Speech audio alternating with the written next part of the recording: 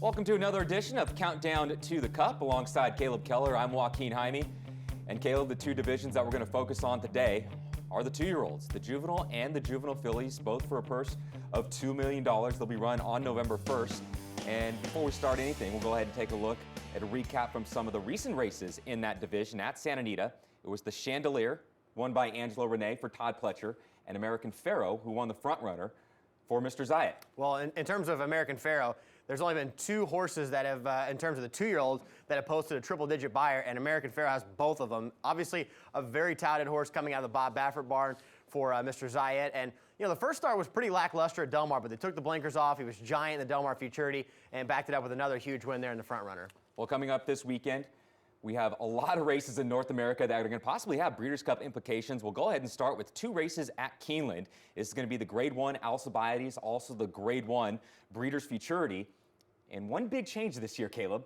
Previously over a poly-track surface, this year it's going to be run for the first time on dirt in quite a while. Yeah, very exciting, and I think that it's going to make the Keeneland Preps much more legitimate, not only for the Breeders' Cup, but next spring leading into the Kentucky Derby and the Kentucky Oaks. And there's a couple fillies to really take a look at coming into the Alcibiades. One of those horses is Taylor S for Dale Romans. This horse drew the outside post and just made a mockery of a maiden field first time out at Churchill Downs. I had a chance to talk with Jason Luch, who is the racing manager for the Albach family, who actually owns Taylor S, and she's out of Miss Macy Sue. If you remember her, she was a brilliant sprinter. She won the 2007 Presque Isle Downs Masters, and how about this? She's only had two horses hit the racetrack. Obviously, Taylor S, who was very dominant in her debut, and the other one was a horse by the name of Liam's Map, who broke his maiden second time out at Belmont on Jockey Club Gold Cup weekend by 10 lengths, going a mile, and had a lot left in reserve. So Miss Macy Sue, really nice horse, and it looks like she's got a promising runner there with Taylor S going into the Alcibiades. And the other one, Joaquin, is Gap Year. Similarly, is out of a great sprinter in Dubai Escapade. This one's for the Godolphin stables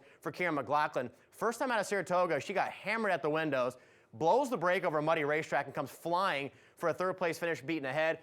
Kieran McLaughlin told us that a little bit of problem at the gate. They're trying to school this horse at the gate and get her ready to come out of the blocks in prepared fashion. But both of these horses, Taylor S and Gap Year, certainly have their sights set on a start in the Breeders' Cup Juvenile Fillies. Yeah, Kieran McLaughlin said that they feel that she's that type of a runner, that even though she's a maiden right now, that she's that type of a filly that could be in the Breeders' Cup Juvenile Fillies at Santa Anita. All right, that's what's going on at Keeneland. Over at Belmont Park in Elmont, New York, you have the Champagne and the Frizette Stakes.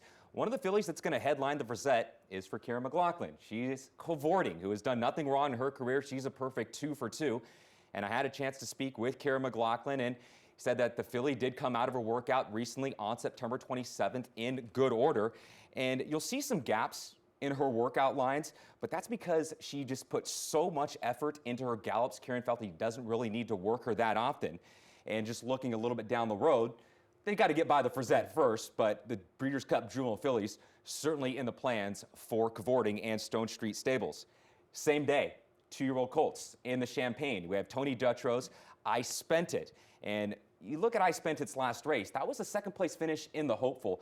That was sort of a late audible for the connections. At one point, he was just going to go from the Saratoga Special into the Champagne, but he felt that just because it was competitive edge, just didn't want to duck one horse, still collected a Grade 1 placing in 70,000, nothing wrong with that.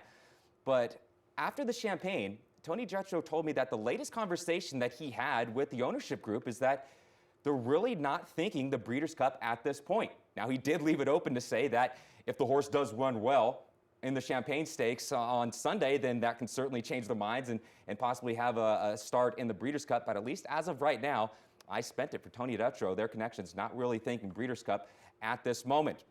It's going to wrap up another edition of Countdown for the Cup. One more thing. Yeah, last touch on the Juvenile Fillies. How about Gap Year, Cavorting, and Angelo Renee, all sired by Bernardini. So he's got a strong charge going in for the ladies. Next time we see you, you're at Keeneland, right? I'll be there. All right, Caleb Keller will be at Keeneland in Lexington, Kentucky. And don't forget, for new TVG account holders, when you sign up for that new account, bet 200, get 150 right back.